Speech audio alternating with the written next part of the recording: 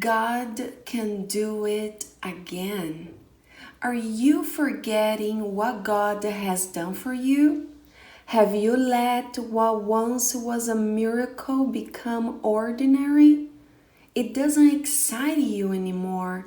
You need to look back over your life and remember your victories, big and small.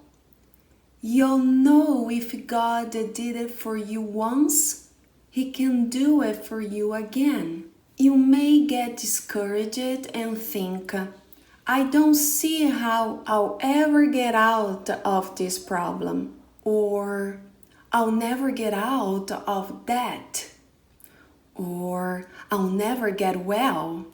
But when that happens, go back and remember the Red Seas God has parted for you. Remember the enemies He's delivered you from. Remember the battles He's fought and the restoration, the vindication, and the favor He's shown. Every one of us can look back and see the hand of God on our lives. God has opened doors that should have never opened for you, just as He did for the Israelites. He's helped you accomplish things you never could have accomplished on your own. He's brought you out of difficulties that you thought you'd never survive. He's protected, promoted, and given you opportunity. The key to stay encouraged so you can see God open new doors and turn negative situations around is to never forget what He has done. In fact, the scripture says we should tell our children and our grandchildren. We should pass down stories of the goodness of God. In the Old Testament, we read a lot about the staffs people carried around with them. They weren't just walking sticks or something to keep wild animals away. They were more significant than that. Back in those days, people were nomadic. They were always on the move. They didn't keep records with papers and computers files like we have today. Instead, they etched records of important events and dates on their walking staffs. That was their way of keeping personal records. They etched notations such as, on this date we defeat the Amalekites. On this date my son was born.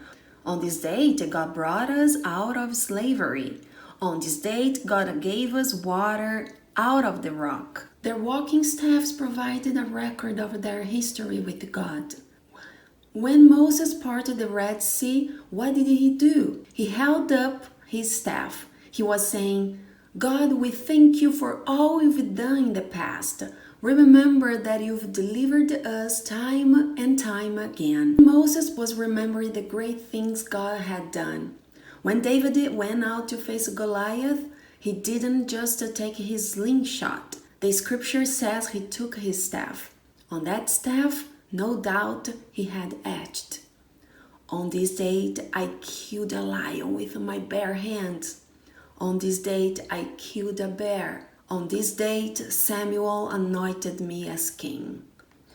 David took his staff to remind him that God had helped him in the past. I can imagine just before he went out to fight, he ran over and read it one more time.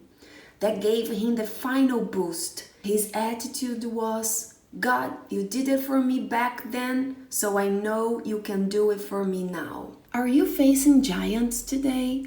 Does your problem look too big? Do your dreams seem possible? You need to get your staff out. Instead of going around discouraged and thinking it's never going to work out, start dwelling on your victories. Start thinking about how you killed the lion and bear in your own life. Start remembering how far God has brought you. Rehearse all the times He opened doors, gave you promotions, healed your family members, and put you in the right places with the right people. Don't forget your victories. On a regular basis, go back over your memorial stones and read the victories etched on your staff. When those negative memories come up, they come to all of us. The things that didn't work out, your hurts, your failures, and your disappointments.